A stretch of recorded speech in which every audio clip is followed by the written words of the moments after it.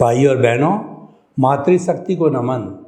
आज का हमारा बहुत सुंदर विषय है, अनुभव श्रेणी का कैसे विकास हो। अनुभव का जीवन में बहुत बड़ा महत्व होता है। चाहे हमारा व्यवहार जगत हो, चाहे हमारा निश्चय जगत हो, दोनों के अंदर अनुभव काम आता है। हमारे जीवन में ज्यों-ज्यों हम उम्र प्राप्त करते हैं, हम उम्र में आगे बढ़ते जाते हैं, त्यों-त्यों अनुभव बढ़ता जाता है। और जब व्यक्ति वरिष्ठ नागरिक हो जाता है तो उनके लिए कहा जाता है कि वो अनुभव के खजाने हैं। जो हमारे ऋषि महर्षि है, जो हमारे गुरु है, जो हमको ज्ञान देने वाले हैं, वो अनुभव के खजाने होते हैं। और अनुभव जिस व्यक्ति के पास होता है वह बहुत प्रभावकारी होता है। कैसे, मैं आपको बताऊं कि एक टीचर जब क्लास में 50-60 स्टूडेंट को पढ़ाता है तो दो तरह के टीचर होते हैं। एक मात्र बुक को रट कर के पढ़ाता है तो उसका प्रभाव अलग होता है, और एक व्यक्ति अनुभव के आधार के ऊपर जो है किसी चीज़ का विश्लेषण करता है, किसी चीज़ की कमेंट्री करता है, किसी चीज़ की व्याख्या करता है, तो उसके जो भीतर का ज्ञान है, उसके जो अनुभव का ज्ञान है, वह उसके अंदर दर्शाया जाता है। उसके अंदर थ्योरी और एक्शन दोनों आ जाते हैं। जो कि पहले वाला व्यक्ति जो नौसिखिया था, जो मात्र किताब रट कर के पढ़ाता था, उन दोनों के बीच के अंदर रात दिन का फर्क पड़ जाता है, क्योंकि ये अनुभव जुड़ गया। हम देखते हैं कि बड़े बड़े त्यागी महात्मा लोग रिद्धि सिद्धि प्राप्त जब बोलते हैं तो उनका एक एक शब्द हमारे हृदय को छूता है, हमारे बुद्धि को छूता है। क्यों छूता है? कि वो अनुभव वाणी बोलते हैं, वो भीतर से बोलते हैं। वो आत्मा का जगत जो कि पावर हाउस है, जिसमें अनंत ज्ञान है, उसकी परतें खोल करके निकाल करके हमको वो बताते हैं। तो वो चीज़ें जो है बहुत ही उपयोगी होती है, सार युक्त होती है, सार गर्भित होती है। इस कारण जो है प्रभावशाली होता है। तो जो बुज़ुर्ग लोग हैं वो छोटे बच्चों को जो बात बताते हैं वो अनुभव सुधा होती है। एक अनुभवी व्यक्ति जब कोई भी यंग मैन चलता है जिस रास्ते से, जैसे वो गाड़ी चलाता है, जिसके साथ संबंध रखता है, जैसा बिजनेस करता है, उसकी ढाल चाल हाल को देख करके वो पहचान जाता है कि यह व्यक्ति प्रगति करेगा या अवनति करेगा, क्योंकि उनके पास में अनुभव है। इस कारण वो इसको भांप जाते हैं।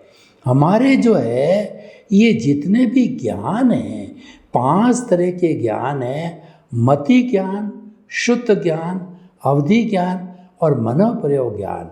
इसमें से मति ज्ञान है, ये बुद्धि पूर्वक होता है। शुद्ध ज्ञान शास्त्र को पढ़ करके, गुरु का प्रवचन सुन करके और अच्छा साहित्य पढ़ करके और YouTube में से सुन करके, किसी साधन से जो है महापुरुष की वाणी सुन करके, वह शुद्ध ज्ञान कहलाता है। और जैसे मैं जो प्रवचन आपको दे रहा हूँ, यह शुद्ध ज्ञान है। मैं मनन पूर्वक बुद्धि पूर्वक बोल करके आपको ज्ञान बांट रहा हूँ और वो भीतर का ज्ञान दे रहा हूँ।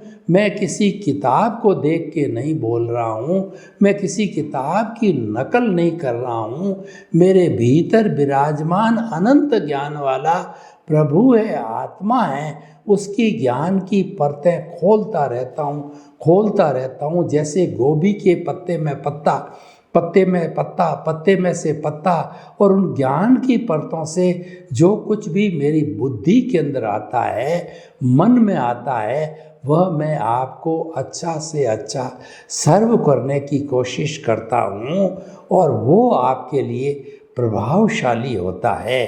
कौन व्यक्ति कितनी साधना करता है, गहरा चिंतक है, वह राग द्वेष से मुक्त है, वो आत्म तुला के सिद्धांत के ऊपर चलता है, सच्चे मायने में वह अच्छा इंसान है, वो परोपकारी है, वो जगत का कल्याण करने वाला है, तो निश्चित मान के चलिए कि उसकी बात का हर एक के ऊपर असर होगा। कई बार हम देखते हैं कि ऐसे ऐसे महापुरुष होते हैं कि वो एक शब्द बोलते हैं, यह काम कर लेना, उसकी बात को जो पकड़ लेता है और वो व्यक्ति काम कर लेता हो तो न्यारे ब्यारे हो जाते हैं, यानी वो निहाल हो जाता है, वो लाभ को प्राप्त कर लेता है। और कोई व्यक्ति जैसे मान लीजिए तांत्रिक है, ज्योतिष है, और वह सिर्फ पैसे कमाने के लिए कई बातें बताता है, रत्न देता है या मंत्र देता है, वो टोना करता है, जादू करता है, उसकी बात का प्रभाव नहीं होता है क्योंकि उसके पास साधना नहीं है। तो हम ये कहना चाहते हैं, अनुभव स्वयं में एक साधना है। हम जन्म से मृत्यु तक जितना जितना ज्ञान लेते हैं, चाहे व्यवहार जगत का ज्ञान है, चाहे आध्यात्मिक जगत का ज्ञान है, उसकी चरम परिणति, उसका अल्टीमेट कॉन्क्लूजन है, वो अनुभव में जाता है। और हाईएस्ट अनुभव है वो केवल ज्ञान है। Absolute knowledge is nothing but the 360 degree experience. यानी अभी हमने जब ज्ञान लिया सदगुरु से या जो हमारे ज्ञानी पुरुष है, तो ज्ञान लेने पर उन्होंने हमको ज्ञानी बना दिया, यानी वो हमको 2 घंटे में क्या ज्ञान देते हैं कि वो हमारे से जो हमारे जितना भी अहम है वो सरेंडर कराते हैं कि द्रव्य कर्म, भाव कर्म, नो कर्म, मन वचन काया तथा मेरे नाम की सर्व सत्ता आपके चरणों में प्रत्यक्ष जो है ज्ञानी पुरुष के चरणों में समर्पित करता हूँ। वो हमारे से एक एग्रीमेंट कराते हैं, MOU कराते हैं कि सबसे पहले तू मेरे को समर्पित कर ले, तू मेरे को जो कुछ भी बुराइयां हैं, जो कुछ भी तेरा जो अहमपना है, तेरा जो है मैं मेरा है, उसको मुझे समर्पित कर दो। तो जब समर्पण हो जाता है तब हमें वो ज्ञान देता है कि हमें वह अकर्ता बना देता है। अकर्ता का अर्थ होता है कि ये जो व्यवस्थित शक्ति है, साइंटिफिक सर्कमस्टेंशियल एविडेंस है, वही करता है। कर्ता कुदरत है, कर्ता ही समस्त प्राणियों की ऑपरेटर, क्रिएटर और डिस्ट्रॉयर है, और कुदरत ही समस्त प्राणियों का जन्म देती है, भरण पोषण करती है और उनका ऑपरेशन, डिस्ट्रक्शन, कंट्रोल करती है, यानी सारी कुदरती रचना है। तो हम एब्सोल्यूट अनुभव की भाषा में बात कर रहे हैं कि मैं मन वचन काया से मुक्त ऐसा शुद्ध आत्मा हूँ, और इसको छोड़ करके समस्त कुदरती रचना है और हमको रचना मानना है। जब व्यक्ति अकर्ता हो जाता है तब उसका स्वार्थ भाव, उसका मैं और मेरा का संसार विलीन हो जाता है, उसका राग द्वेष नियंत्रित हो जाता है, और उसको कर्ता पद से ज्ञान लेने के बाद के अंदर उसको अंतर आत्मा पद पर बिठा दिया जाता है। अंतर आत्मा पद का अर्थ ये है कि आपको 2% अनुभव दे दिया जाता है। आपको आत्म तत्व का 2% अनुभव दिया जाता है और 100% प्रतीति कराई जाती है।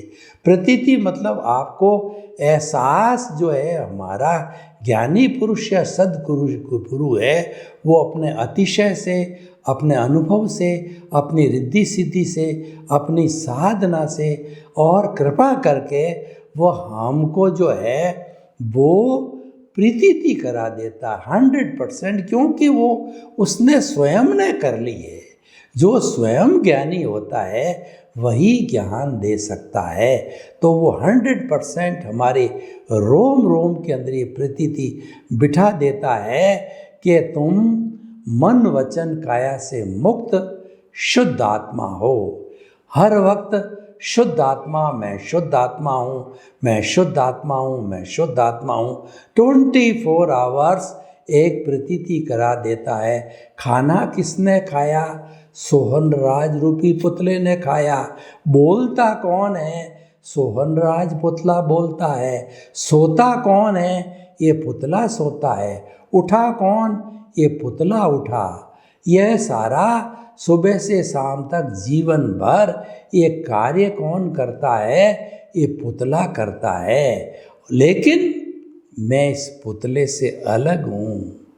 पुतला तो पीछे से लेकर के आया है, इसके ऊपर जो है कर्जा है,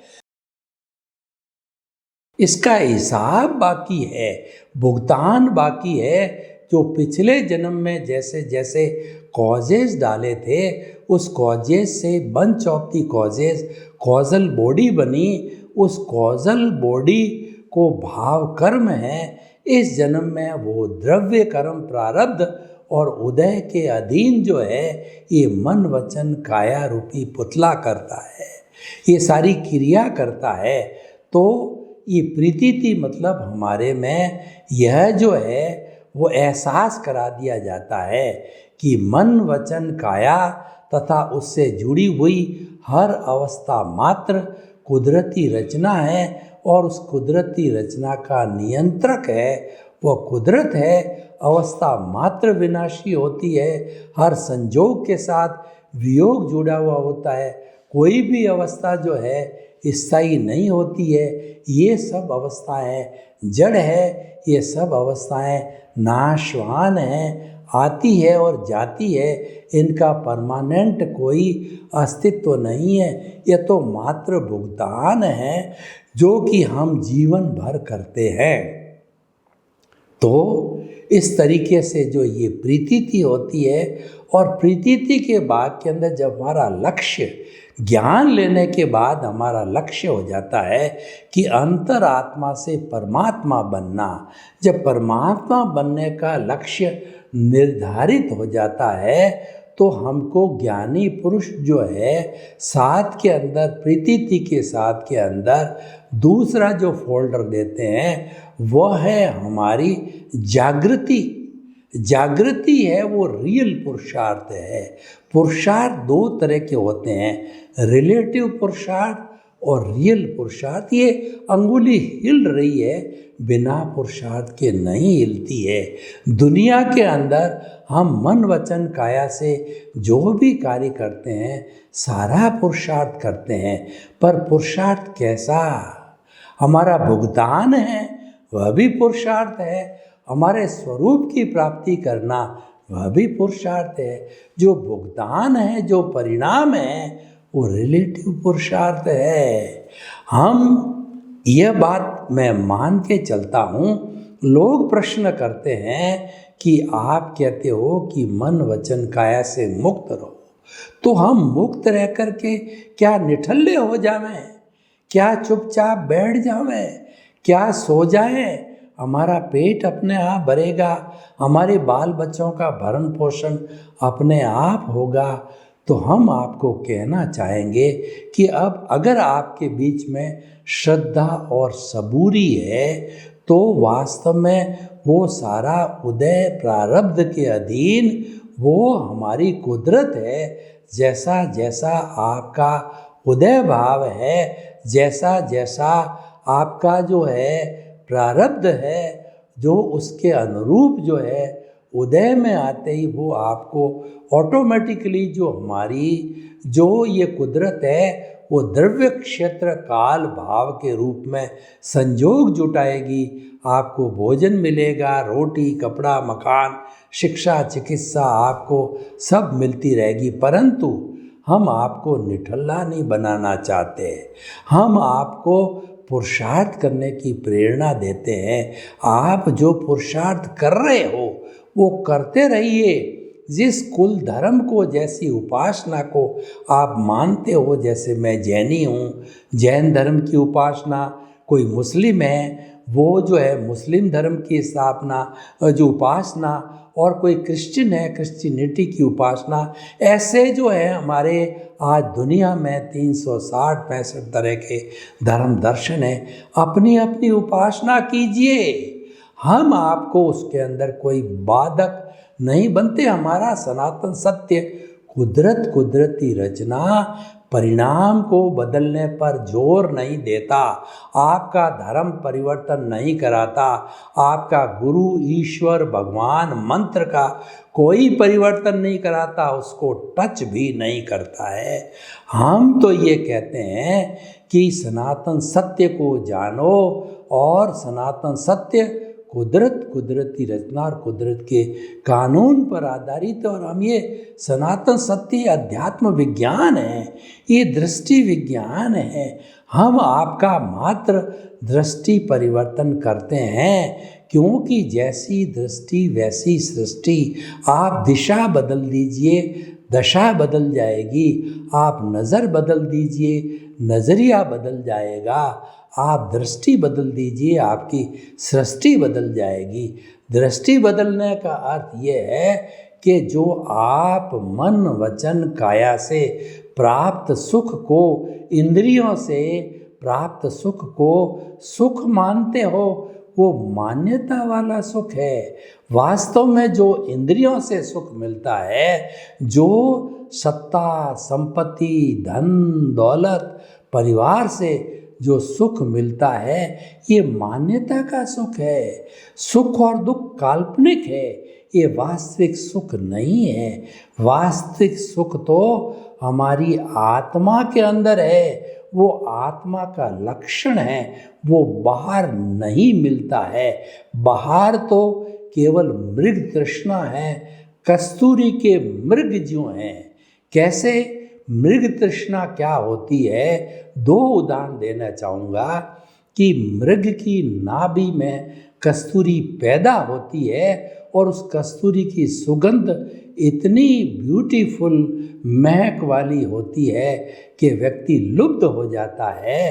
तो वह हिरण जिसकी नाभि के अंदर जो है कस्तूरी है, उसकी खुशबू से जो है वो लुब्ध हो जाता है, इधर उधर आगे पीछे भागता रहता है।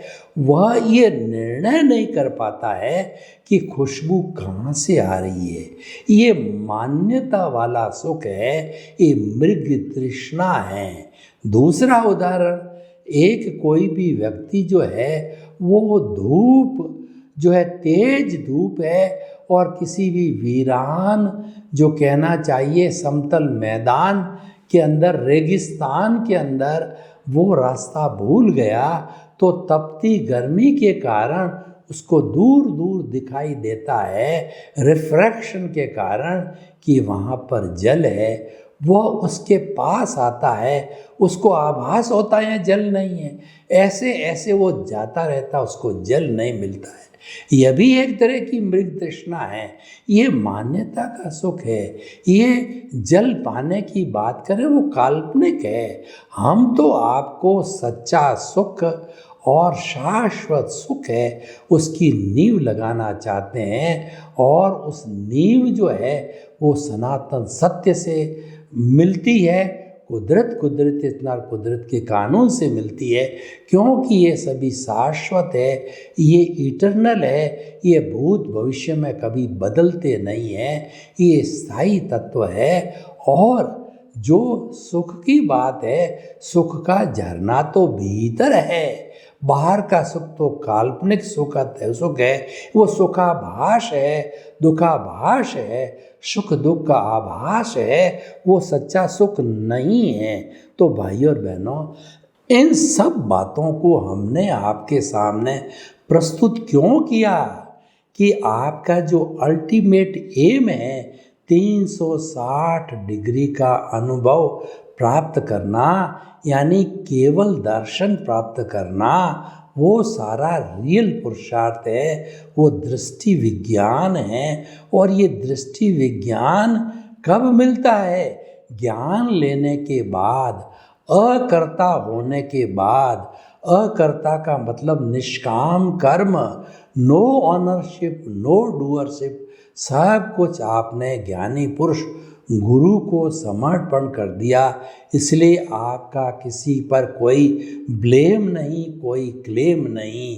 आपको तो मात्र यही चिंतन करना है कि संसार का समस्त प्राणी, मेरे समेत 84 लाख के जीवित प्राणी जो कि उत्पत्ति स्थान है, वो बर्थ प्लेसेज है, लेकिन प्राणियों की संख्या असंख्य अनंत है, उसकी गिनती नहीं होती है। उन सब को जो है वो अपने आत्मतुला के समान समझना, यानी उनको शुद्ध आत्मा समझना, और किसी को दोषी नहीं समझना, निर्दोष समझना, क्योंकि दोषी कोई होता ही नहीं है। दोष तो अपने अपने कर्मों का होता है।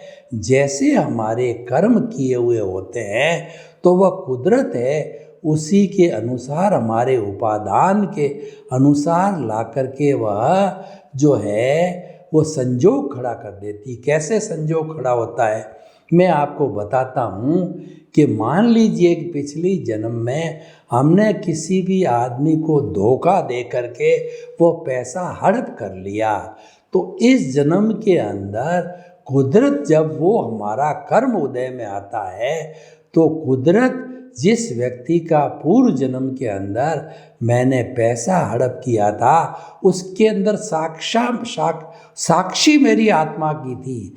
आत्मा भूत भविष्य वर्तमान में एक सी रहती है, कभी बदलती नहीं है। शरीर बदलता है। पूर्व जन्म में मेरा शरीर और नाम का था, इस जन्म में मेरा शरीर सोहन नाम से, आने वाले जन्म में और कोई नाम का होगा, लेकिन जो साक्षी आत्मा की वो कभी नहीं बदलती है। तो पूर्व जन्म में जिसको धोखा दिया वो मुझे पता नहीं, मैं तो भूल गया, क्योंकि वह करने वाला दूसरा था, ये शरीर दूसरा है, इसीलिए हम भूल जाते हैं। लेकिन आत्मा नहीं भूलती, कुदरत नहीं भूलती। जिसको आपने धोखा दिया है उस व्यक्ति को द्रव्य क्षेत्र काल भाव के अधीन आपके सामने लाके खड़ा कर देती है, और वो व्यक्ति ब्याज सहित आपकी चीज को हड़प लेता है। तो ज्ञानी पुरुष अपने अनुभव से आपको बताते हैं ऐसा क्यों हुआ कि पूर्व जन्म में तुमने फला फला नाम के वो अपने जाति स्मरण ज्ञान से फला फला व्यक्ति को इतना इतना धोखा दिया, फला व्यक्ति इस जन्म में अब तुम्हारे सामने आया है, वो ले रहा है, ये पिछले जन्म का हिसाब है। यानी हम जितना भी जीवन जन्म से मृत्यु तक माता पिता परिवार भाई बहन बेटे कुटुंब कबीला हमारा वर्किंग प्लेस जितना भी है, ये सब हमारा हिसाब है, ये समय हमारा भुगतान है, जो हमारी लायबिलिटी है, जो पिछले जन्म में हमने खड़ी कर दी थी भाव डाल करके, इस जन्म में वो कैरी फॉरवर्ड हुई है, वो भुगतान हमारे जीवन भर चलता रहेगा। आपको एक भी अतिरिक्त सांस लेने की स्वतंत्रता नहीं है। अब आप कह रहे हो मैं तो पुरुषार्थ कर रहा हूँ, मैं करोड़पति बन रहा हूँ, पुरुषार्थ मानता हूँ, सारा रिलेटिव पुरुषार्थ है। तो हम आपको ये बताना चाहते हैं, ज्यों ज्यों हमारा ये अनुभव बढ़ता जाता है तब में केवल दर्शन प्राप्त होता है, केवल ज्ञान होता है, हम सिद्ध बुद्ध मुक्त बनते हैं। सर्वे भवन्तु सुखिनः, सर्वे सन्तु निरामया। लोक के सब जीवों को सुख मिले, शांति मिले, आनंद मिले, प्रेम मिले, सौहार्द मिले, मुक्ति मिले, सबके प्रति मंगल भावना। ओम शांति।